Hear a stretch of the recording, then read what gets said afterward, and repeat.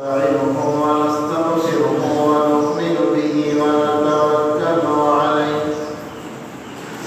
ونعوذ بالله من شرور أنفسنا ومن سيئات أعمالنا من يهده الله فلا مضل له ومن يضلل فلا هادي له ونشهد أن لا إله إلا الله وحده لا شريك له ونشهد أن محمدا عبده ورسوله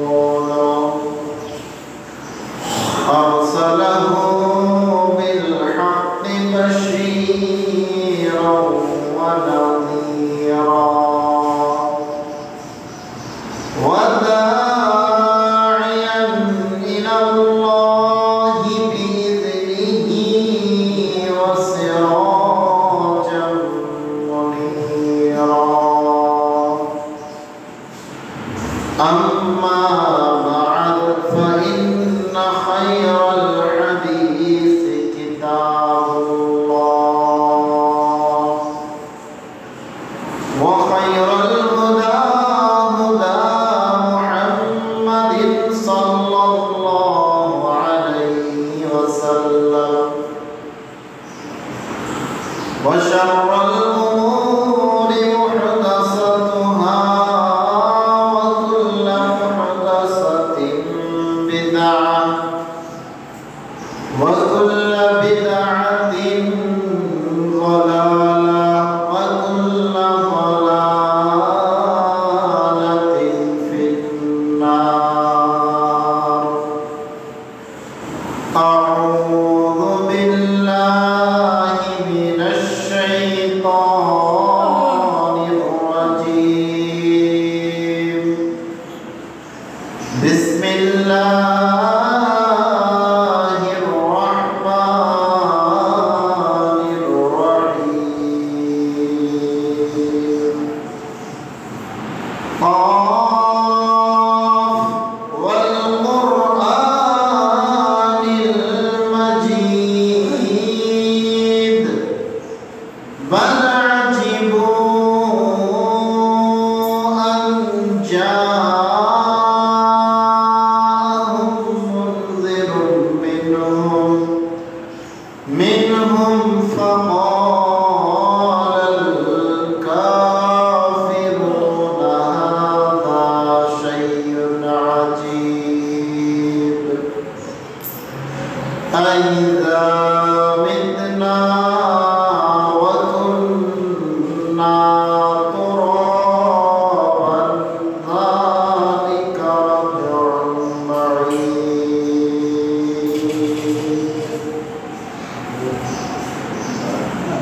وبعد فأعوذ بالله من الشيطان الرجيم. بسم الله الرحمن الرحيم.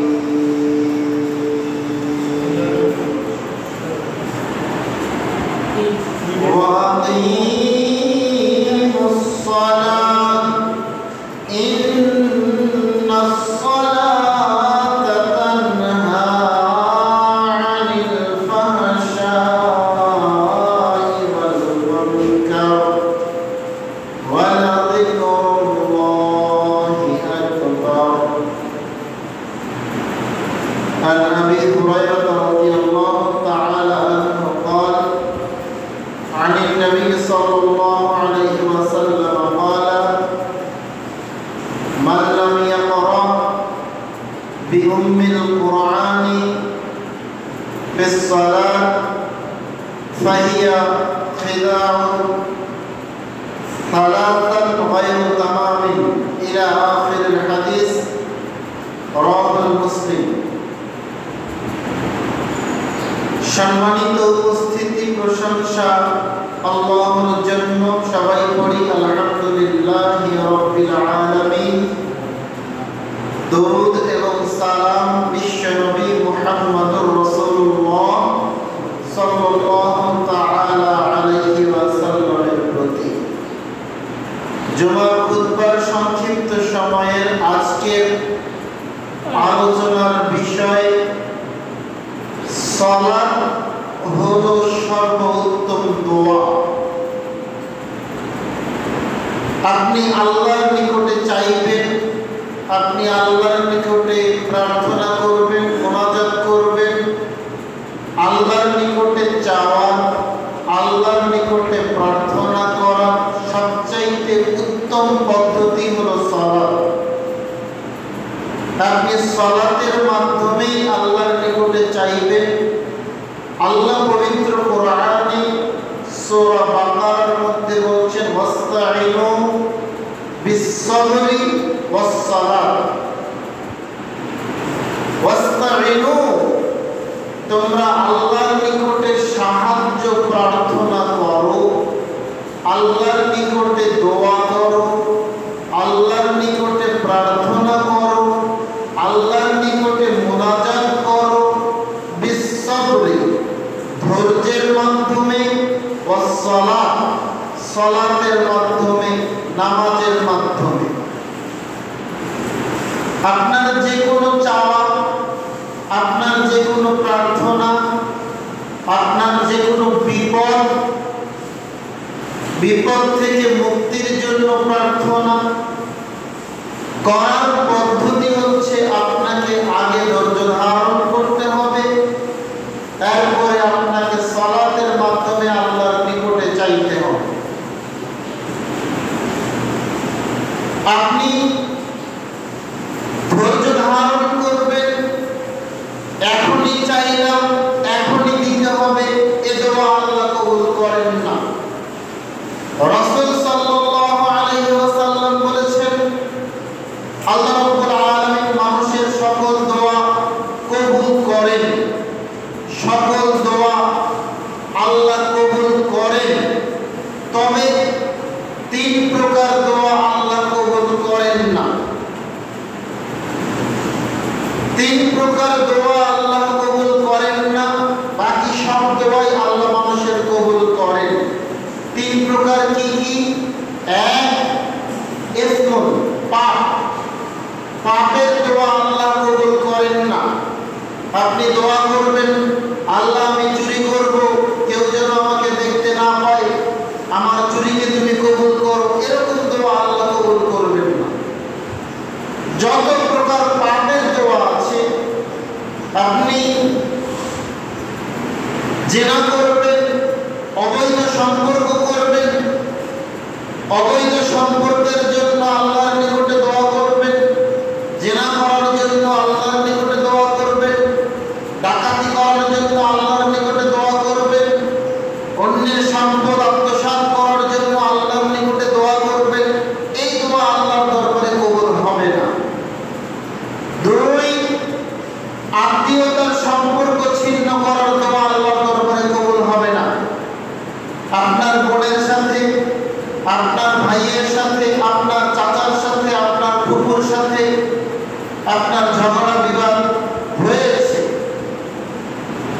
আপনি এখন আল্লাহর নিকটে দোয়া করছেন, আল্লাহ ওর সাথে যেন আমার কখনো দেখা না হয়, ওর বাড়িতে যেন আমাকে কখনো পা না দিতে হয়, সে যেন কখনো আমার বাড়িতে না আসে, এরকম দোয়া আপনি আল্লাহর নিকটে করছেন, এই দোয়া আল্লাহর দরবারে কবুল হবে না। তিন, ইস্তিরজাল, তাড়াহুড়ার দোয়া আল্লাহর দরবারে কবুল হবে না। আল্লাহ আমার এই জিনিসটা লাগবে, এখনই লাগবে, এখনই দিতে হবে, এই দোয়া আল্লাহর দরবারে কখনোই কবুল হবে না। আপনাদেরকে একাধিক দিন বলেছি, রাসূল সাল্লাল্লাহু আলাইহি ওয়াসাল্লাম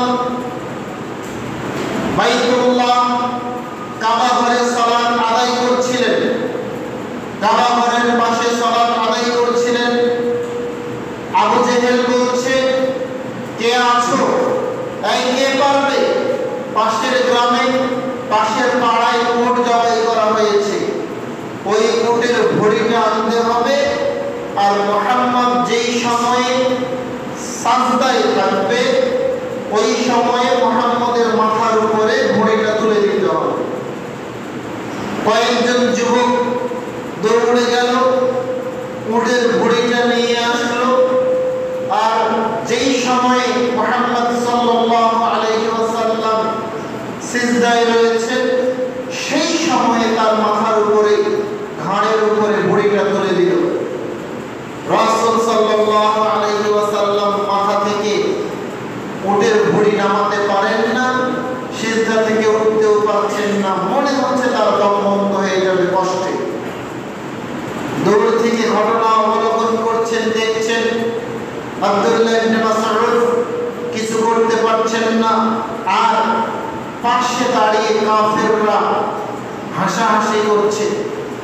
দৌড়ে গিয়ে আব্দুল্লাহ ইবনে মাসউদ আয়েশা রাদিয়াল্লাহু তাআলা আনহাকে, ফাতেমা রাদিয়াল্লাহু তাআলা আনহাকে খবর দিলেন, ফাতেমা তোমার বাবা যখন সিজদায় ছিল ওই সময়ে তার মাথার উপরে উটের ভুঁড়ি তুলে দেওয়া হয়েছে, কাফেররা এই কাজ করেছে, তোমার বাবা সিজদা থেকে উঠতে পারছেন না, তার প্রচন্ড কষ্ট হচ্ছে, মনে হচ্ছে তিনি মারা যাবেন, দম বন্ধ হয়ে যাবে।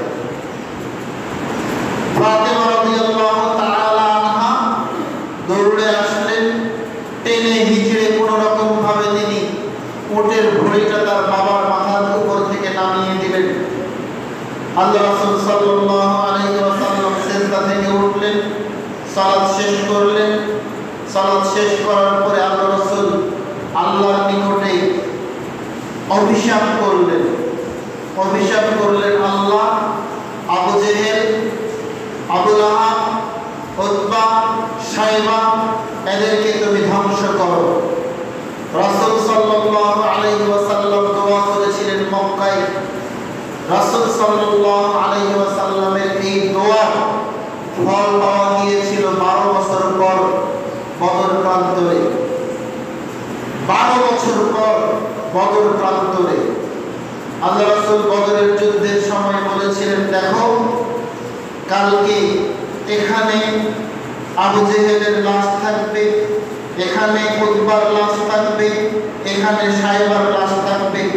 আল্লাহ রাসূল যেভাবে যেভাবে বলেছিলেন সেভাবে সেভাবেই সাহাবারা আবু জেহেলের লাশ পেয়েছিল, উতবার লাশ পেয়েছিল, শাইবার লাশ পেয়েছিল। অথচ রাসূল সাল্লাল্লাহু আলাইহি ওয়াসাল্লাম তাদের বিরুদ্ধে অভিশাপ করেছিলেন 12 বছর আগে মক্কায়।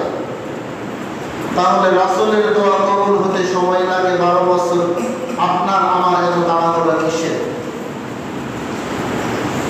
আল্লাহ রাসূল বলছেন তাড়াহুড়ার দোয়া আল্লাহর দরবারে কবুল হবে না। আপনি দোয়া করবেন, দোয়া করে আপনাকে ধৈর্য ধারণ করে থাকতে হবে, আমার দোয়া কবুল হবেই হবে। আল্লাহ বলছেন লা তাকনাতু মির রাহমাতিল্লাহ, আল্লাহর রহমত থেকে তোমরা নিরাশ হয়ো না, নিরাশ হয়ো না, হতাশ হয়ো না। এতদিন ধরে দোয়া করছি আল্লাহ আমার দোয়া কবুল করে না, এতদিন ধরে আল্লাহর নিকটে প্রার্থনা করছি আল্লাহ আমার দোয়া কবুল করে না, এইরকম হতাশ হওয়া যাবে না। আল্লাহ বলছেন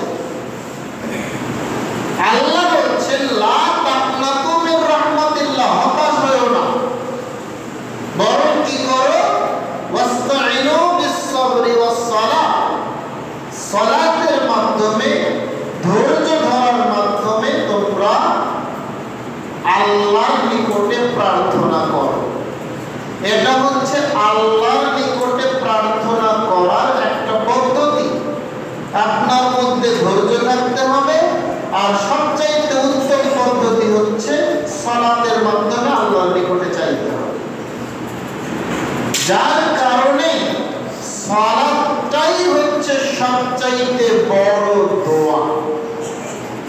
আল্লাহ পবিত্র কোরআনের মধ্যে বলছেন ওয়াকিমুস সালাত, তোমরা সালাত কায়েম করো, ইন্নাস সালাতা তানহা আনিল ফাহশাই ওয়াল মুনকার, সালাত তোমাকে বাঁচাবে, তোমাকে রক্ষা করবে আনিল ফাহশাই ওয়াল মুনকার, অশ্লীল কাজ হতে, নিষিদ্ধ কাজ হতে, অশ্লীলতা থেকে, এবং ইসলাম যেই কাজগুলোকে নিষেধ করেছে এই কাজগুলো থেকে সালাত তোমাকে রক্ষা করবে। এরপরে তিনি বলছেন ওয়ালা যিকরুল্লাহি আকবার, সালাতটাই হচ্ছে উত্তম জিকির, সালাতটাই হচ্ছে উত্তম দোয়া। আপনার আমার সমাজে, আপনার আমার দেশে দোয়া নিয়ে বিতর্ক। এক শ্রেণীর আলেম ওলামা বলছে ফরজ সালাতের পরে দোয়া করা যাবে, আরেক শ্রেণীর আলেম ওলামা বলছে ফরজ সালাতের পরে দোয়া করা বিদআত। আমরা এই দ্বন্দ্বগুলো থেকে দূরে আসি।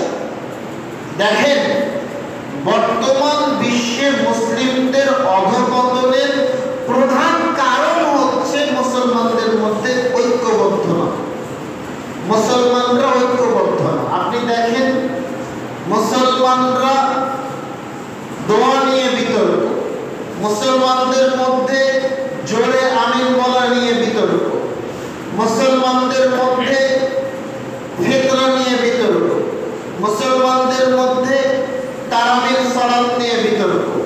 এই বিতর্কগুলোর কারণে এক মুসলমান আরেক মুসলমানকে দেখতে পায়, এক মুসলমান আরেক মুসলমানকে সহ্য করতে পারে না, অথচ দুজনেই মুসলমান।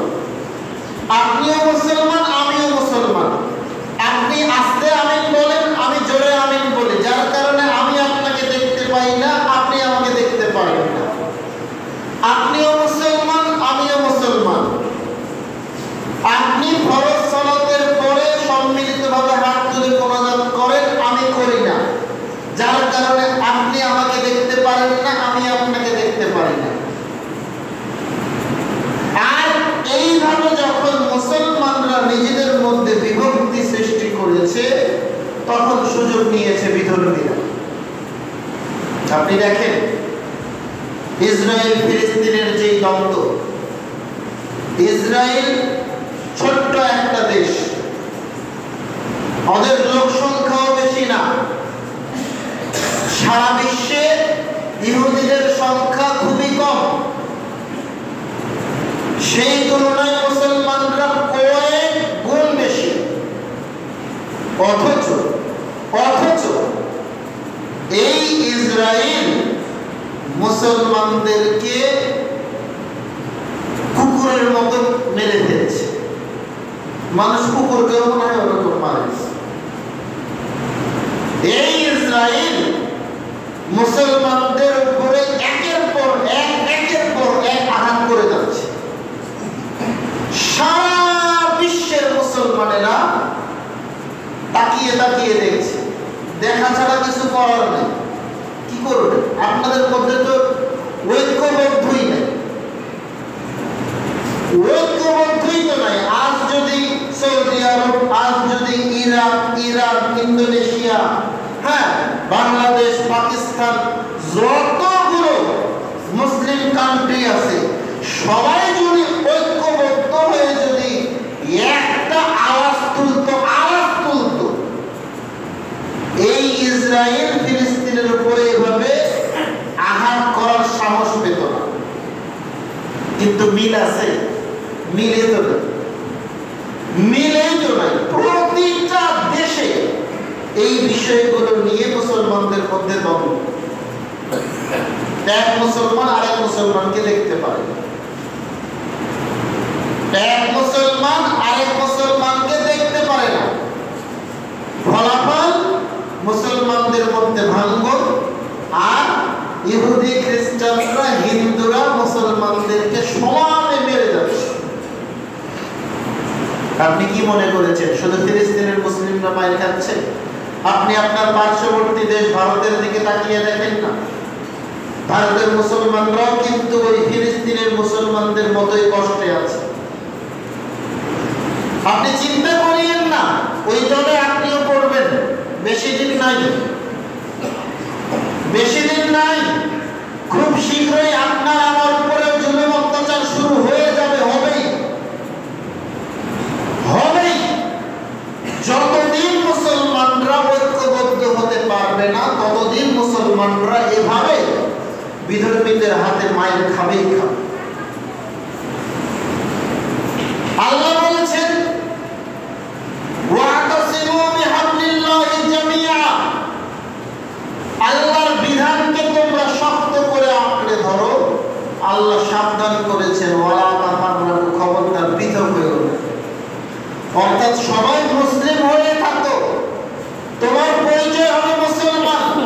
তোমার পরিচয় এভাবে হবে না যে আমি হানাফি, আমি শাফিঈ, আমি মালিকি, আমি আহলে হাদিস, আমি যুব সংঘ, আমি জমিয়ত। এরকম পরিচয় তোমার মধ্যে কেন আসবে? তুমি মুসলমান, এটাই তোমার পরিচয়। তোমার আকীদা হবে এক, তোমার ধর্ম হবে এক, তোমার নবী হবে এক, তোমার আল্লাহ হবে এক, সব কিছুই হতে হবে তোমার কোরআন এবং হাদিস অনুযায়ী। তোমাদের মধ্যে এত পার্থক্য হবে কেন?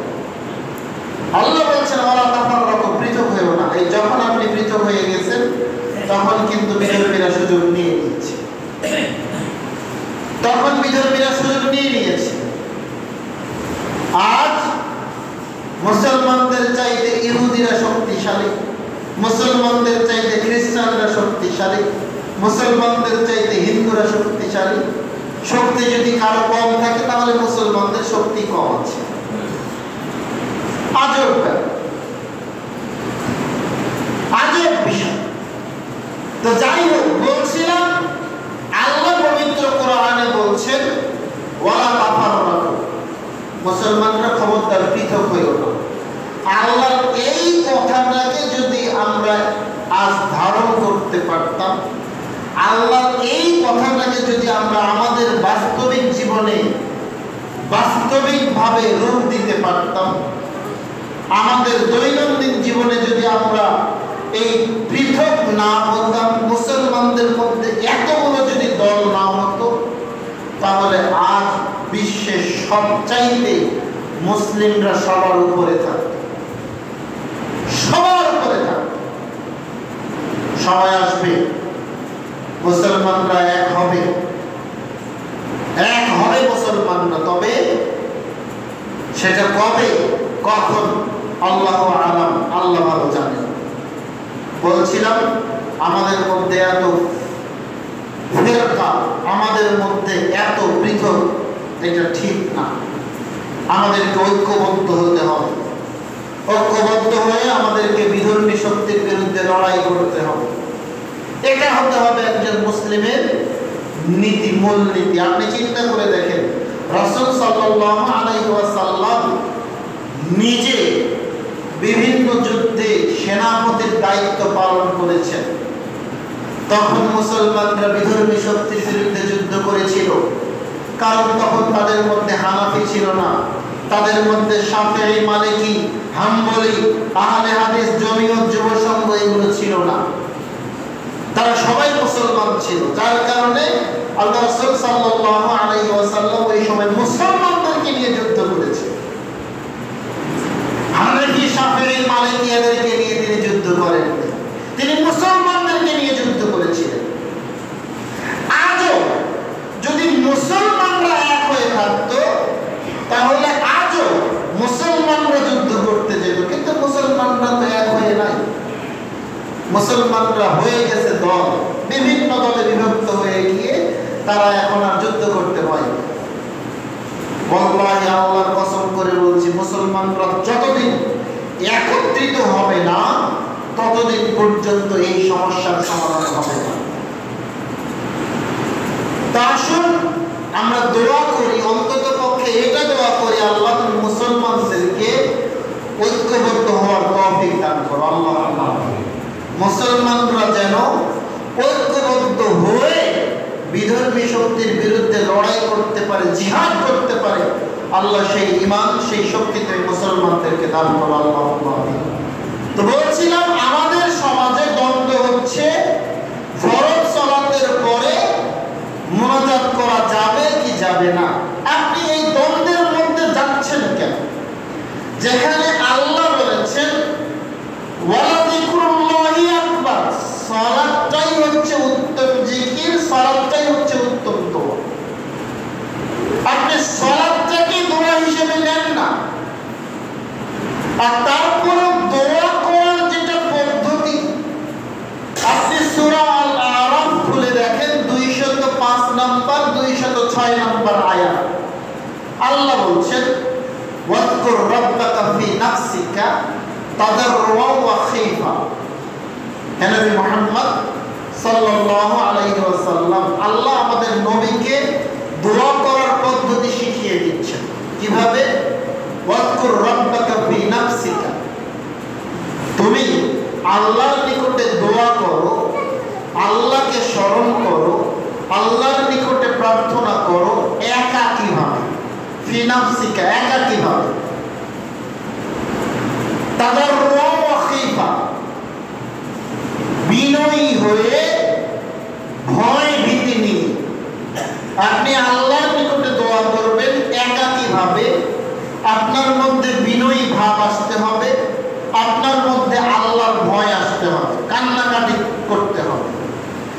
দুনাল জাহারি মিনাল কাউল, চিৎকার চেঁচামেচি করে নয়, চুপি চুপি ভাবে আল্লাহর নিকটে দোয়া করো। বিল উদুই ওয়াল আসাল, আল্লাহর নিকটে দোয়া করো সকালে সন্ধ্যায় 24 ঘন্টা। তো এই আয়াতের মাধ্যমে আমরা পদ্ধতি শিখলাম, যখন আপনি মুনাজাত করবেন, প্রার্থনা করবেন, একাকী প্রার্থনা করাটা উত্তম। আয়াত থেকে বোঝা যাচ্ছে, কেননা একাকী যখন আপনি প্রার্থনা করবেন, মুনাজাত করবেন, আপনি তখন বিনয়ীও হতে পারবেন, আপনার মধ্যে ভয় ভীতিও আসবে, আপনি কান্নাকাটিও করতে পারবেন। আল্লাহ শিখিয়ে দিচ্ছেন এই কথা। তো সালাতটাই হচ্ছে উত্তম দোয়া, সালাতটাই হচ্ছে উত্তম জিকির।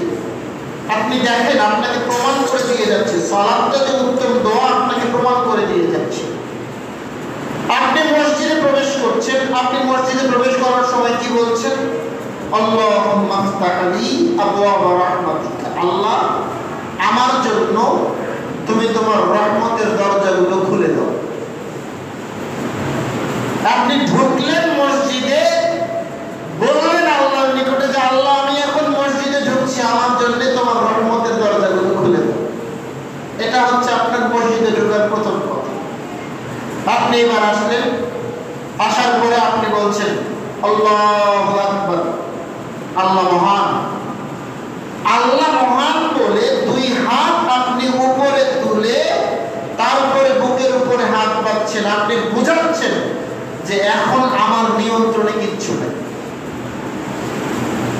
আমি সারেন্ডার করলাম আল্লাহর কাছে, আমি আত্মসমর্পণ করলাম আল্লাহর কাছে, আমি এখন যা চাইব তা দেওয়ার একমাত্র মালিক হচ্ছেন আল্লাহ। আল্লাহু আকবার, আল্লাহ তুমি মহান। আল্লাহর বড়ত্ব ঘোষণা করে আপনি এবার আল্লাহর নিকটে চাওয়ার রাস্তায় ঢুকে গেলেন। আপনি বলছেন আল্লাহুম্মা বা'id বাইনি ওয়া বাইনা খাতায়া কামা বা'adta বাইনাল মাশরিকি ওয়াল মাগরিব। আল্লাহ আমাকে আর আমার পাপগুলোকে তুমি এতটা দূরত্ব সৃষ্টি করে দাও যতখানি দূরে আছে পূর্ব এবং পশ্চিম। পূর্ব এবং পশ্চিম এদের মধ্যে যতখানি দূরত্ব, আল্লাহ আমার আর আমার পাপগুলোর দূরত্ব তুমি এতখানি সৃষ্টি করে দাও। তার মানে আমার কাছ থেকে আমার পাপগুলোকে তুমি দূরে সরিয়ে। কি বললেন? আল্লাহুম্মা বা'id বাইনি ওয়া বাইনা খাতায়ায়া কামা বা'adta বাইনাল মাশরিকি ওয়াল মাগরিব। আল্লাহুম্মা নাক্কিনি মিনাল খাতায়া কামা ইউনাক্কাস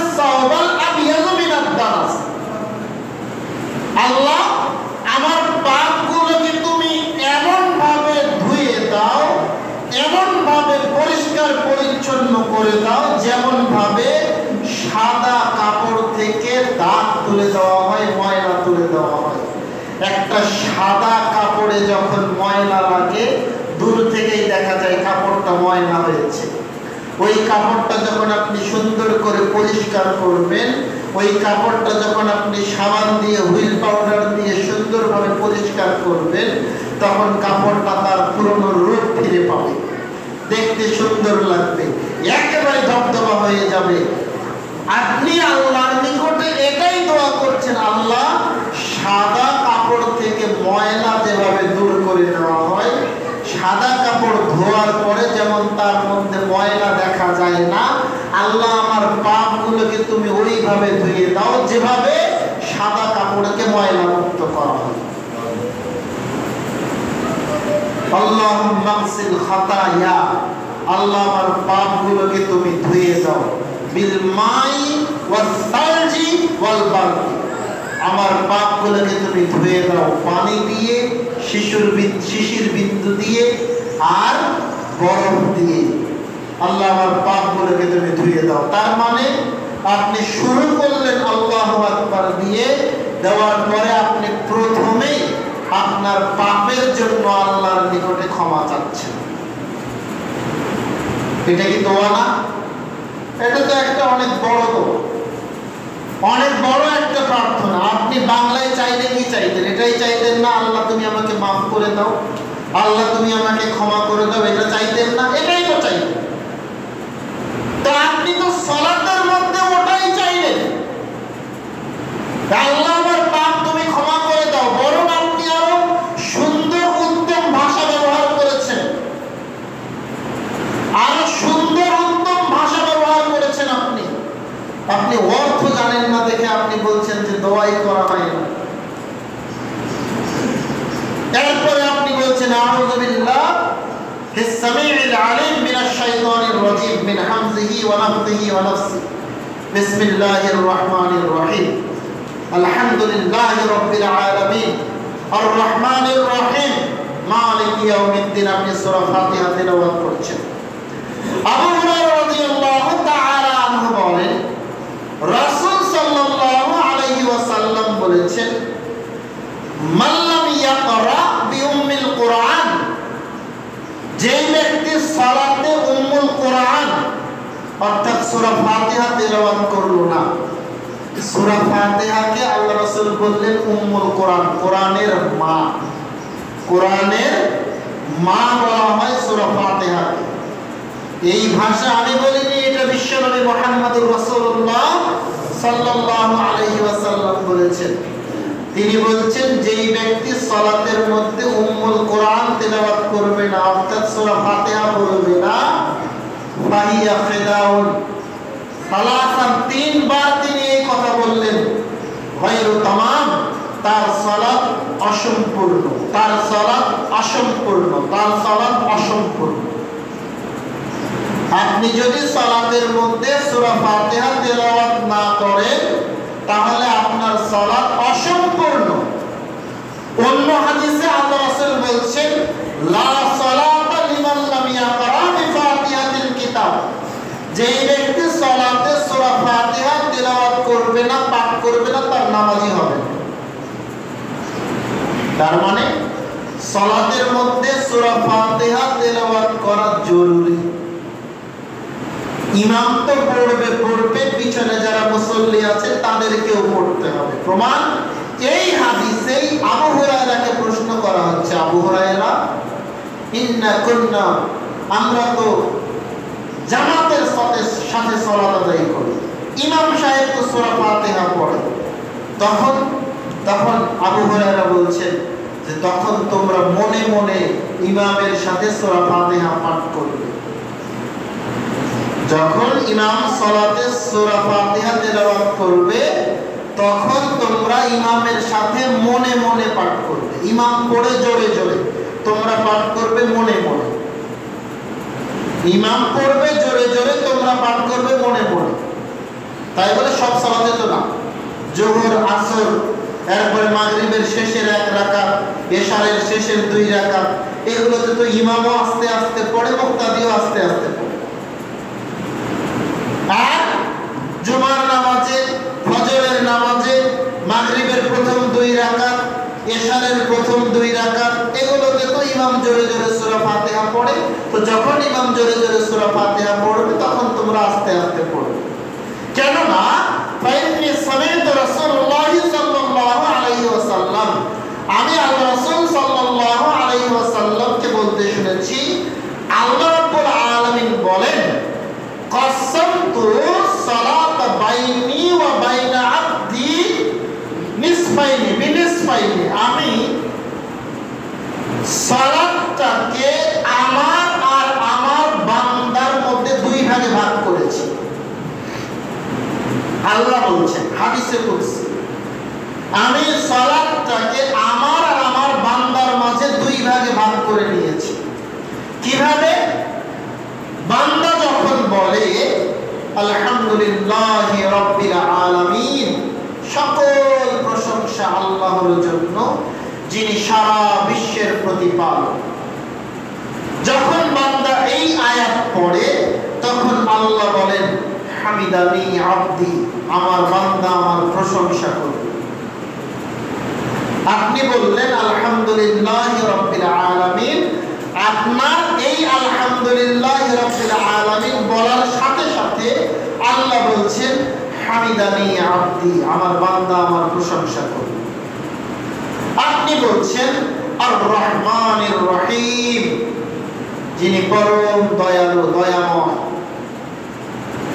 আপনার এই কথা, আপনার এই আয়াত বলার সাথে সাথে আল্লাহ বলছেন ইতনা আলাইয়া রব্বি, আমার বান্দা আমার মহত্ব ঘোষণা করবে। এরপরে আপনি বলছেন মালিকি ইয়াউমিদ্দিন, যিনি বিচার দিনের মালিক, কিয়ামতের দিনের মালিক। তখন আল্লাহ বলছেন মাজ্জাদানি আবদি, আমার বান্দা আমার মহত্ব আমার বড়ত্ব ঘোষণা করবে। এবার আপনি বলছেন ইয়াকা না'বুদু ওয়া ইয়াকা নাস্তাঈন, আল্লাহ আমরা তো তোমারই ইবাদত করি, আল্লাহ তোমার কাছেই তো আমরা চাই,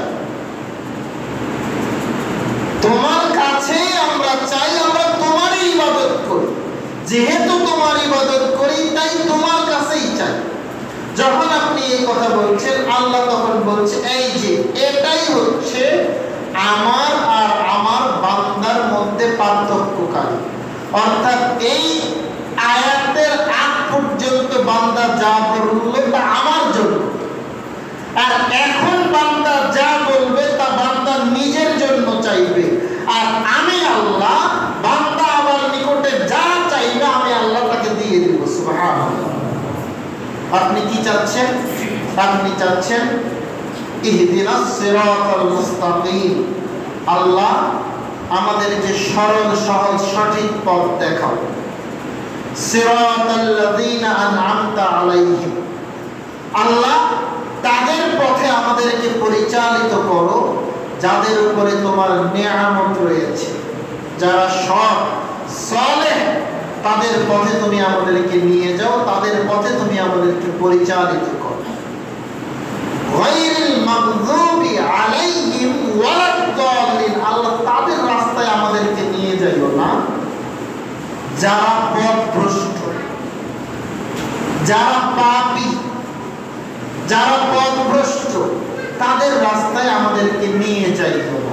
তার মানে আপনি চাইলেন আল্লাহ আমাদেরকে সরল সহজ পথ দাও, সঠিক পথ দেখাও, যেই পথে তোমার নিয়ামত আছে, যাদের উপরে তোমার নিয়ামত আছে তারা যেই পথে গেছে তাদের পথে তুমি আমাদেরকে নিয়ে যাও, তাদের পথে আমাদেরকে নিয়ে যাইও না, তাদের রাস্তায় আমাদেরকে নিয়ে যাইও না যারা পথভ্রষ্ট, যারা পাপী। এই যে আপনি চাইলেন আল্লাহর নিকটে, আল্লাহ রাসূল সাল্লাল্লাহু আলাইহি ওয়াসাল্লাম বলছেন, আল্লাহ বলেন হাদিসে কুদসি, বান্দা আমার নিকটে যা চাইলো আমি আল্লাহ তাকে দিয়ে দিলাম। সুবহানাল্লাহ। তো এটা কি একটা দোয়া না? এটা কি একটা প্রার্থনা না? আপনি যখন বাংলায় আল্লাহর নিকটে দোয়া করেন আপনি এরকম কথা বলেন না যে আল্লাহ আমাকে তুমি সহজ সরল পথে পরিচালিত করো? আপনি বলেন না যে আল্লাহ আমাকে তুমি সৎ পথে পরিচালিত করো? আপনি বলেন না যে আল্লাহ আমার ছেলে মেয়েকে তুমি ভালো পথে নিয়ে যাও। আপনি বলেন না যে আল্লাহ আমাকে তোমার সৎ বান্দাদের অন্তর্ভুক্ত করো। আপনি তো বলেন, এগুলো বাংলায় বলেন, কিন্তু আপনি যে সূরা ফাতিহার মধ্যে এই দোয়াগুলো বললেন এটা আপনি জানেন না, এটা আপনার জানা না। আপনার এই হাদিসটা আপনার মুখস্থ করে নেওয়া উচিত, একেবারে মুখস্থ করে নেওয়া উচিত এই হাদিসটা, যে আবু হুরায়রা বলেন রাসূল সাল্লাল্লাহু আলাইহি ওয়াসাল্লাম বলেছেন, যে ব্যক্তি সালাতে সূরা ফাতিহা পড়ল না তার সালাত অসম্পূর্ণ। এরপরে আপনি আরো মুখস্থ করে রাখবেন, মুখস্থ করে রাখবেন। রাসূল সাল্লাল্লাহু আলাইহি ওয়াসাল্লাম বলেন, আল্লাহ বলেছেন আমি সালাতকে দুই ভাগে ভাগ করেছি আমার এবং আমার বান্দার মাঝে। আমার বান্দা যখন বলে আলহামদুলিল্লাহি রাব্বিল আলামিন আর রহমানির রহিম মালিকি ইয়াউমিদ্দিন, এই তিনটা আয়াত বান্দা বলল আমার জন্য, এই আয়াতগুলোতে বান্দা আমার প্রশংসা করলো, আমার মহত্ব, আমার বড়ত্ব বর্ণনা করলো। এরপরে আপনি বলছেন ইয়্যাকা না'বুদু ওয়া ইয়্যাকা নাস্তাঈন, আল্লাহ তোমার প্রার্থনা করি, তোমার নিকটেই চাই। আপনি যখন এই দোয়া করছেন আল্লাহ তখন বলছে বান্দা আমার এখন যা চাইবে আমি আল্লাহ তাকে সেটাই দিয়ে দিই। আপনার এই হাদিস মুখস্থ করে নেওয়া উচিত সূরা ফাতিহার অর্থ সহ। তাহলে দেখবেন যে সালাত যে সর্বোত্তম দোয়া আপনি নিজেই বুঝতে পারবেন। আপনি সূরা ফাতিহা বললেন, বলার পরে আপনি এবার অন্য একটা সূরা মিলিয়ে আবার আল্লাহু আকবার বলে এবার রুকুতে চলে গেলেন। রুকুতে গিয়ে আপনি বলছেন সুবহান রাব্বিয়াল আযীম। এর চাইতে আরো সহজ, আরো সুন্দর যদি দোয়া করতে চান সুবহানাকা আল্লাহুম্মা রাব্বানা ওয়া বিহামদিকা আল্লাহুম্মা গফির। সুবহান, আল্লাহ তোমার প্রশংসা, তোমার তাসবিহ পাঠ করছি।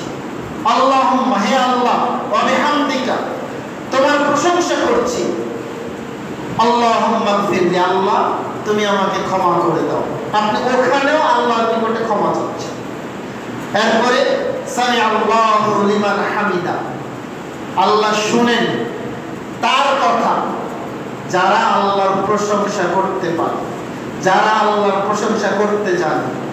এই কথা বলে আপনি এখন বলছেন রব্বানা ওয়া লাকাল হামদ হামদান কাসীরান তাইয়িবান মুবারাকান, আল্লাহ তোমার প্রশংসা, তোমার অনেক প্রশংসা। হামদান কাসীরান, তোমার অনেক প্রশংসা। তাইয়িবান, তুমি পবিত্র। মুবারাকান, তোমার প্রশংসার মধ্যেই তো বরকত রয়েছে। এই যে আপনি একটু আগে বললেন না সামিআল্লাহু লিমান হামিদা, আল্লাহ তার কথা শুনে যে আল্লাহর প্রশংসা করতে পারে, যে আল্লাহর প্রশংসা করতে জানে, আল্লাহ তার কথা শুনেন। এই কথা বলার পরে আপনি আল্লাহর প্রশংসা এতগুলো করে বসে থাকলেন, আল্লাহ কি আপনার দোয়া কবুল করবেন না? অবশ্যই করবেন, অবশ্যই করবেন। আপনি এবার আল্লাহু আকবার বলে আবার গেলেন সিজদায়। আপনি সেখানেও বলছেন সুবহান রাব্বিয়াল আলা, সেখানেও আপনি আল্লাহর প্রশংসা করছেন। কারণ আল্লাহর প্রশংসা ভালোবাসেন। আল্লাহ সুবহানাহু ওয়া তাআলা তার প্রশংসা শুনতে ভালোবাসেন। বান্দা তার প্রশংসা করবে, আল্লাহ এটা ভালোবাসেন। আপনি ওখানেও আল্লাহর প্রশংসা করছেন, অথবা আপনি সেখানে আরো বলছেন সুবহানাকা আল্লাহুম্মা রাব্বানা ওয়া বিহামদিকা আল্লাহুম্মা গফির। আল্লাহর প্রশংসা করে আল্লাহর কাছে ক্ষমা চাচ্ছেন। এবার আপনি আল্লাহু আকবার বলে এক সিজদা থেকে উঠে বসলেন, বলছেন আল্লাহুম্মা গফিরলি ওয়ারহামনি ওয়াহদিনি ওয়াআফিনি ওয়ারযুকনি। পাঁচটা জিনিস চাইলেন আল্লাহর নিকটে। কি কি চাচ্ছেন? আল্লাহুম্মা গফিরলি, আল্লাহ আমাকে ক্ষমা করো। ওয়ারহামনি, আল্লাহ আমার উপর রহমত নাজিল করো। ওয়াহদিনি, আল্লাহুম্মা গফিরলি ওয়ারহামনি ওয়াহদিনি, আল্লাহ আমাকে হেদায়েত দান করো। ওয়াআফিনি, আল্লাহ আমাকে নিরাপত্তা দান করো। ওয়ারযুকনি, আল্লাহ আমাকে রিজিক দান করো। এক দোয়াতে 5টা জিনিস চেয়ে বসে থাকলেন আল্লাহর নিকটে। এক দোয়াতে আল্লাহর নিকটে ক্ষমা চাইলেন, রহমত চাইলেন, হেদায়েত চাইলেন, নিরাপত্তা চাইলেন, রিজিক চাইলেন। আর চাওয়ার কি আছে? আপনি যখন এমনিতে দোয়া করেন এগুলোই তো চান, আল্লাহ ক্ষমা করে দাও, আল্লাহ রিজিক বাড়ায় দাও, আল্লাহ হেদায়েত দান করো, আল্লাহ কেউ যেন আমার কোনো ক্ষতি করতে না পারে সেই নিরাপত্তা দান করো। তো আপনি তো এই দুই সিজদার মাঝে এই দোয়াটাই তো করলেন আল্লাহর নিকটে। আল্লাহ তো এমনি এমনি বলেন নাই ওয়ালা যিকরুল্লাহি আকবার। সালাতটাই হচ্ছে উত্তম দোয়া। এই যে দেখেন সালাতটাই উত্তম দোয়া। 5টা জিনিস চেয়ে বসে থাকলেন এক দোয়াতে। এরপরে আবার গিয়ে বললেন সিজদায় সুবহান রাব্বিয়াল আলা অথবা সুবহানাকা আল্লাহুম্মা রাব্বানা ওয়া বিহামদিকা আল্লাহুম্মা গফিরলি। আল্লাহর প্রশংসা করলেন, আবার আল্লাহর কাছে ক্ষমা চাইলেন। এইভাবে সালাত আদায় করলেন। এবার শেষের দিকে চলে আসেন। শেষ তাশাহুদে গিয়ে আপনি বসছেন, বসে বলছেন আত-তাহিয়াতু লিল্লাহি ওয়াস সালাওয়াতু ওয়াত তাইয়্যিবাতু। সকল মৌখিক ইবাদত আল্লাহর জন্য। আল্লাহর প্রশংসা, আল্লাহর পবিত্রতা, সকল প্রশংসা আল্লাহর জন্য। আসসালামু আলাইকা আইয়ুহান নাবিয়্যু ওয়া রাহমাতুল্লাহি ওয়া বারাকাতুহু। হে নবী মুহাম্মদ সাল্লাল্লাহু আলাইহি ওয়াসাল্লাম, আপনার উপরে সালাম, আপনার উপরে শান্তি। ওয়া রাহমাতুল্লাহি ওয়া বারাকাতুহু, আপনার উপরে আল্লাহর রহমত, আপনার উপরে আল্লাহর বরকত। আসসালামু আলাইনা ওয়া আলা ইবাদিল্লাহিস সালিহিন, শুধু আপনার উপরে সালাম না, আপনার উপরে শান্তি না, আসসালামু আলাইনা, আমাদের উপরে শান্তি, আমরা যারা আছি সবার উপরে শান্তি। ওয়া আলা ইবাদিল্লাহিস সালিহিন, যতগুলো ভালো মানুষ আছে, যতগুলো সালেহ বান্দা আছে সবার উপরে শান্তি। আপনি বলছেন আশহাদু আল্লা ইলাহা ইল্লাল্লাহু ওয়া আশহাদু আন্না মুহাম্মাদান আবদুহু ওয়া রাসূলুহু, আমি সাক্ষ্য দিচ্ছি আল্লাহ এক। আশহাদু আল্লা ইলাহা ইল্লাল্লাহ, আল্লাহ ছাড়া কোনো ইলাহ নেই, আল্লাহ ছাড়া কোনো মাবুদ নেই। ওয়া আশহাদু আন্না মুহাম্মাদান আবদুহু ওয়া রাসূলুহু, মুহাম্মদ আল্লাহর নবী এবং রাসূল, আমি এটা সাক্ষ্য দিচ্ছি। বলা হয়ে গেল। আপনি এবার বলছেন আল্লাহুম্মা সাল্লি আলা মুহাম্মদ ওয়া আলা আলি মুহাম্মদ কামা সাল্লাইতা আলা ইব্রাহিম ওয়া আলা আলি ইব্রাহিম ইন্নাকা হামিদুম মাজিদ। আল্লাহুম্মা সাল্লি আলা মুহাম্মদ, হে আল্লাহ তুমি মুহাম্মদ সাল্লাল্লাহু আলাইহি ওয়াসাল্লামের উপরে শান্তি নাযিল করো।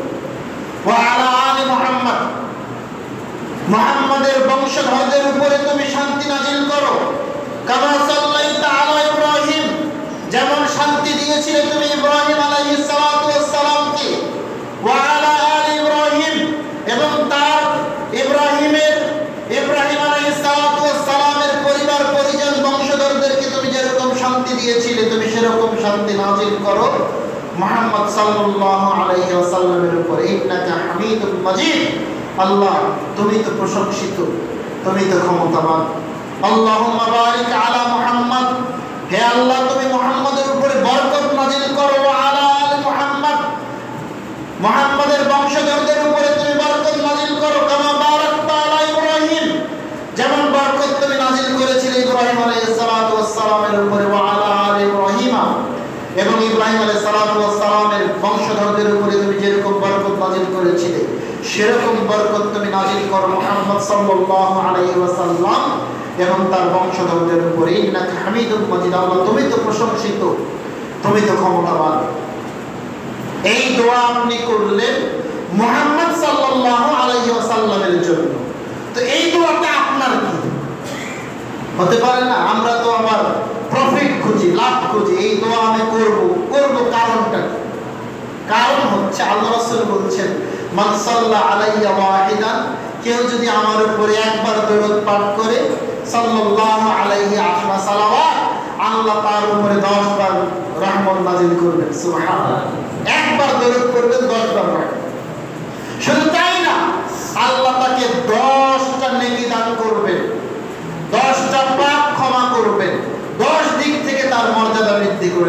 সুবহানাল্লাহ।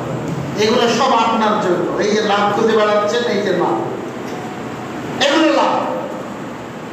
এরপরে আপনি এবার বলছেন যেটা অত্যন্ত দামি একটা দোয়া, আপনি বলছেন আল্লাহুম্মা ইন্নী যালামতু নাফসি, আল্লাহ আমি আমার নফসের উপরে জুলুম করেছি, অত্যাচার করেছি। কিভাবে? পাপ করে। আমি আমার নফসের উপরে, আমি আমার আত্মার উপরে জুলুম করেছি, অত্যাচার করেছি। আমি আমার নিজের উপরে জুলুম করেছি পাপ করে, অনেক পাপ করেছি আল্লাহ। যুলমান কাসীরা, অনেক পাপ করেছি আল্লাহ। ওয়ালা ইয়াগফিরুয যুনুবা ইল্লা আনতা, আল্লাহ তুমি ছাড়া যে আমার পাপ ক্ষমা কেউ করতে পারবে না। আল্লাহ তুমি ছাড়া যে আমার পাপ কেউ ক্ষমা করতে পারবে না। আল্লাহ ফাগফিরলি, আল্লাহ তুমি আমাকে মাফ করো। মাগফিরাতাম মিন ইনদিকা, তোমার পক্ষ থেকে আল্লাহ তুমি আমাকে ক্ষমা দান করো। ওয়ারহামনি, আল্লাহ আমার উপর তোমার রহমত নাযিল করো। ইন্নাকা হামিদুম মাজিদ, ওয়ারহামনি ইন্নাকা আনতাল গফুরুর রহিম। ইন্নাকা, নিশ্চয়ই আল্লাহ তুমি আনতাল গফুরুর রহিম, তুমি ক্ষমাশীল, তুমি দয়ালু। তুমি ক্ষমাশীল, তুমি দয়ালু। আল্লাহ তুমি ছাড়া আমার পাপ কেউ ক্ষমা করতে পারবে না।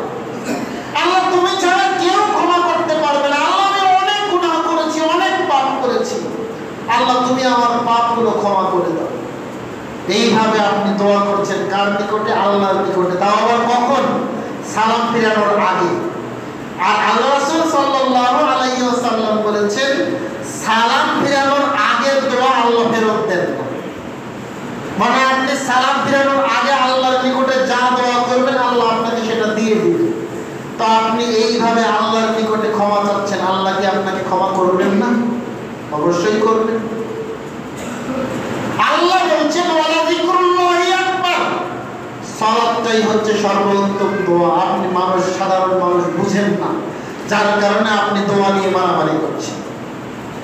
আপনি বুঝেন না, যার কারণে আপনি দোয়া নিয়ে মারামারি করছেন। আপনি দোয়া মানে শুধু ওটাই বুঝেন যে হাত তুলে আল্লাহর নিকটে দোয়া করতে হবে। হাত তুলে যে দোয়া করবে না আপনি তাকে পছন্দ করছেন না। আপনি বুঝেনই না যে সালাতটাই হচ্ছে দোয়া। আপনাকে এটা আগে বুঝতে হবে। আল্লাহ আপনাকে আমাকে এটা বুঝার তৌফিক দান করুন। আল্লাহুম্মা আমিন।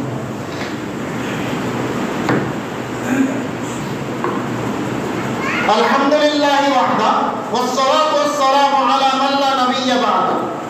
আয়েশা রাদিয়াল্লাহু তাআলা আনহা বলেন, একজন ইহুদি মহিলা আয়েশাকে এসে বলছেন, আয়েশা আত'ইমনি তাআমান আযাকিল্লাহু মিন আযাবিল কবর। আয়েশা আমাকে কিছু খাবার দান করেন। আপনি যদি আজকে আমাকে খাবার দান করেন, আমাকে খাদ্য দান করার বিনিময়ে আল্লাহ আপনাকে কবরের আযাব থেকে মুক্তি দান করবেন। যখনই তিনি এই কথা বলেছেন আয়েশা ওই মহিলাটাকে আটকে রেখেছেন, ওকে বন্দী করেছেন। আয়েশা বসো, তুমি যে এই কথাটা বললে এটা সত্য নাকি মিথ্যা এটা আগে যাচাই করব, তারপরে তোমার মুক্তি, তার আগে না। আল্লাহ রাসূল বাড়িতে আসলেন। আয়েশা বলছেন, আল্লাহ রাসূল আপনি কি জানেন ইহুদি মহিলা কি বলেছে? আল্লাহ রাসূল বলছেন, কি বলেছে ইহুদি মহিলা? ওই ইহুদি মহিলা বলছে যে আপনি আমাকে খাদ্য দান করেন তাহলে আল্লাহ আপনাকে কবরের শাস্তি থেকে মুক্তি দান করবেন। আসলে কি কবরের শাস্তি হবে? হয়? আল্লাহ রাসূল বলছেন, নাম, হ্যাঁ হয়। বলার সাথে সাথে তিনি দাঁড়িয়ে বলছেন, আল্লাহুম্মা ইন্নী আউযু বিকা মিন আযাবি জাহান্নাম, আল্লাহ আমাকে কবরের শাস্তি থেকে মুক্তি দান করো। ওয়া আউযু বিকা মিন আযাবিল কবর, আল্লাহুম্মা ইন্নী আউযু বিকা মিন আযাবি জাহান্নাম, আল্লাহ আমাকে জাহান্নামের শাস্তি থেকে মুক্তি দান করো। ওয়া আউযু বিকা মিন আযাবিল কবর, আল্লাহ আমাকে কবরের শাস্তি থেকে মুক্তি দান করো। ওয়া আউযু বিকা মিন ফিতনাতিল মাসীহিদ দাজ্জাল, আল্লাহ দাজ্জালের ফিতনা থেকে আমাকে মুক্তি দান করো। ওয়া আউযু বিকা মিন ফিতনাতিল মাহইয়া ওয়াল মামাত, আল্লাহ আমাকে দুনিয়াবি বিপদ এবং আখিরাতের বিপদ থেকে মুক্তি দান করো। আল্লাহুম্মা ইন্নী আউযু বিকা মিনাল মাআসামি ওয়া মিনাল মাগরাম, আল্লাহ তোমার কাছ থেকে আমি মুক্তি চাচ্ছি, ঋণ হতে তোমার কাছ থেকে মুক্তি চাচ্ছি, বড় পাপ। এই একটা দোয়া আল্লাহ রাসূল শিখিয়ে দিলেন। আয়েশা রাদিয়াল্লাহু তাআলা আনহা বলছেন, যতদিন আল্লাহ রাসূল বেঁচে ছিলেন তিনি প্রত্যেক নামাজের শেষে সালাম ফেরানোর আগে এই দোয়াটা পড়ে তারপরে সালাম ফেরান। সুবহানাল্লাহ। তাহলে এটাও একটা দোয়া যেটা আপনি সালাতের মধ্যে পড়বেন, করতে পারেন। এই দোয়ার মাধ্যমে আপনি কবরের শাস্তি থেকে মুক্তি চাচ্ছেন, জাহান্নামের শাস্তি থেকে মুক্তি চাচ্ছেন, দাজ্জালের ফিতনা থেকে মুক্তি চাচ্ছেন, দুনিয়া আখিরাতের ফিতনা থেকে মুক্তি চাচ্ছেন, ঋণ হতে মুক্তি চাচ্ছেন, আবার বড় বড় পাপ হতে মুক্তি চাচ্ছেন। আবার কোন সময় এই দোয়াটা করছেন? সালাম ফেরানোর আগে এই দোয়াটা করছেন, যে সময় দোয়া কবুল হয়। তাহলে সালাতটাই যে উত্তম দোয়া, সালাতটাই যে উত্তম প্রার্থনা, এটা আপনি বুঝেন। যেমন ভাবে আপনি বুঝেন না যে আপনি একজন মাইয়েতের জানাজায় অংশগ্রহণ করলেন, জানাজার সালাত আদায় করলেন, জানাজা হয়ে গেল, দাফন করা হয়ে গেল, আপনি দাঁড়িয়ে আছেন কবরের পারে। কেন? হাত তুলে মোনাজাত করতে হবে। মোনাজাত যদি না করে, হ্যাঁ, কোন নতুন নতুন হাদিস এসেছে যে হাত তুলে মোনাজাত করা হলো না। আচ্ছা, আপনি হাত তুলে কি বলবেন ওখানে? আপনি বলবেন না যে আল্লাহ এই যে মাইয়েতটাকে দাফন করলাম, আল্লাহ একে তুমি মাফ করে দাও, আল্লাহ এর জীবনের সব গুনাহ তুমি মাফ করে দাও, আল্লাহ আমরা যারা যারা এখানে উপস্থিত হয়েছি, আল্লাহ আমাদেরকেও তুমি মাফ করে দাও, আমাদেরকে মৃত্যুর জন্য তুমি প্রস্তুত থাকার তৌফিক দান করো। এই তো ইমাম সাহেবরা তো এরকমই দোয়া করে, তাই না? যারা দোয়া করে এরকমই তো দোয়া করে। এবার আপনি দেখেন, আপনি এই যে একটু আগে জানাজার সালাতটা পড়ে গেলেন, আপনি ওখানে কি বলেছিলেন জানেন? দেখেন তো, আপনি বলছেন আল্লাহুম্মা গফিরলি হাইয়িনা ওয়া মাইয়িতিনা, আল্লাহ আমরা যারা জীবিত আছি তাদেরকে মাফ করো, যারা মারা গেছে তাদেরকে মাফ করো, ওয়া শাহিদিনা ওয়া গায়িবিনা, যারা জানাজায় উপস্থিত আছে তাদেরকে মাফ করো, যারা উপস্থিত নাই তাদেরকেও মাফ করো, ওয়া সাগীরিনা ওয়া কাবীরিনা, যারা ছোট ছোট বাচ্চা এখানে উপস্থিত আছে আল্লাহ তাদেরকেও তুমি মাফ করো, যারা বড় আছে তাদেরকেও মাফ করো, ওয়া যাকারিনা ওয়া উনসানা, যারা পুরুষ তাদেরকেও ক্ষমা করো, যারা নারী তাদেরকেও মাফ করো। আল্লাহুম্মা মান আহইয়াতাহু মিন্না ফাআহি আলাল ইসলাম, আল্লাহ যারা আমরা বেঁচে আছি আমাদেরকে ইসলামের উপরে বেঁচে থাকার তৌফিক দান করো। ওয়া মান তাওয়াফাইতাহু মিন্না ফাতাওয়াফাহু আলাল ঈমান, আল্লাহ যাদের মৃত্যু হবে, যাদের মৃত্যুর সময় হয়েছে, যাদেরকে তুমি মৃত্যু দিবে, আল্লাহ তাদেরকে তুমি ঈমানে মৃত্যু দান করো। আল্লাহুম্মা লা তাহরিমনা আজরাহু ওয়া লা তাফতিননা মা'আহু, আল্লাহ আমরা যারা এখানে উপস্থিত হয়েছি আমাদেরকে এই সওয়াব থেকে তুমি বঞ্চিত করিও না, ওয়া লা তাফতিননা বা'দা, আর এরপরে আমাদেরকে কোনো ফিতনার মধ্যে তুমি ফেলিও না। এরপরে আপনি এতক্ষণ আপনি দোয়া করলেন খাস দোয়া, আম দোয়া, সবার জন্য দোয়া করছেন। এবার আপনি দোয়া করছেন খাস ভাবে, আল্লাহুম্মা গফির লাহু, আল্লাহ এই যে মাইয়িতটা এখানে আছে আল্লাহ তুমি একে ক্ষমা করে দাও, ওয়ারহামহু, এর উপর তোমার রহমত নাযিল করো, ওয়াআফিহি ওয়াআফু আনহু ওয়া আকরিম নুজুলাহু ওয়া ওয়াসি' মাদখালাহু, আল্লাহ এই যে মাইয়িতটা এখানে শুয়ে আছে, ওয়াআফিহি ওয়াআফু আনহু, আল্লাহ তুমি একে নিরাপত্তা দান করো, ওয়াআফু আনহু, এর সমস্ত পাপ তুমি ক্ষমা করে দাও, ওয়া আকরিম নুজুলাহু, আল্লাহ এ যেই জায়গায় যাচ্ছে এই জায়গাটার মাধ্যমে আল্লাহ তুমি একে সম্মানিত করে দাও, ওয়া ওয়াসি' মাদখালাহু, সে যেই জায়গায় এখন ঢুকবে অর্থাৎ তার কবরটাকে তুমি প্রশস্ত করে দাও, ওয়াগসিলহু বিল মা'i ওয়াস সালজি ওয়াল বারাদ, আল্লাহ তুমি একে ধুয়ে দাও, এর পাপগুলোকে ধুয়ে দাও একেবারে বরফ দিয়ে, পানি দিয়ে, শিশির বিন্দু দিয়ে।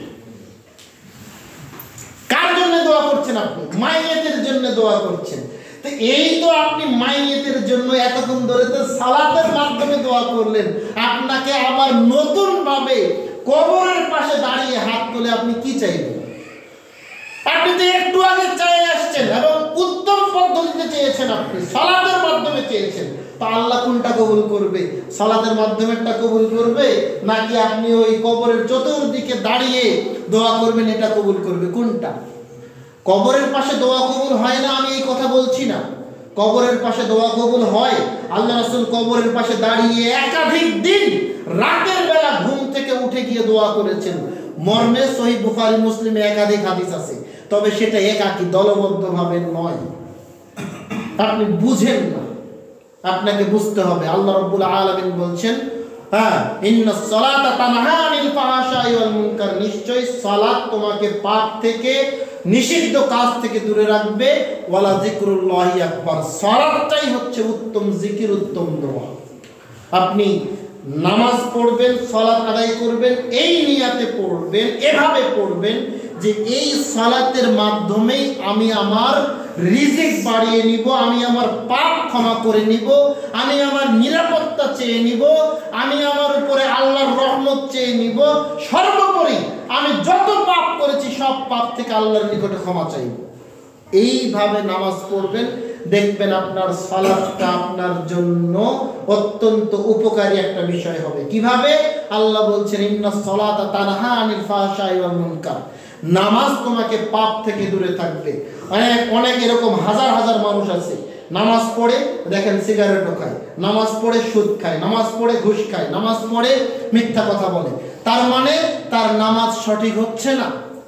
হবে কিভাবে? আপনি নামাজই জানেন না, নামাজ যে কি জিনিস আপনি এটাই জানেন না। ওটা জানেন, বুঝেন, ওইভাবে নামাজ পড়ে আপনার নামাজও কবুল হবে, আবার নামাজ আপনাকে খারাপ কাজ থেকে দূরেও রাখবে ইনশাআল্লাহ। সম্মানিত উপস্থিতি, আমাদেরকে বুঝতে হবে, বুঝে সেইভাবে ইবাদত করতে হবে। আল্লাহ রাব্বুল আলামিন সেই তৌফিক দান করুক, আল্লাহুম্মা আমিন। আল্লাহ তোমার অনেক দয়া, অনেক ক্ষমা, আল্লাহ তুমি আমাদের সবাইকে মাফ করো, আল্লাহুম্মা আমিন। আল্লাহ আমাদেরকে সালাতকে বুঝে সেইভাবে সালাত আদায় করার তৌফিক দান করো, আল্লাহুম্মা আমিন। এই দাবি, এই দোয়া তোমার দরবারে রেখে আজকের বক্তব্য শেষ করছি। সুবহানাকা আল্লাহুম্মা বিহামদিকা আশহাদু আল্লা ইলাহা ইল্লা আনতা আস্তাগফিরুকা ওয়া আতুবু ইলাইক।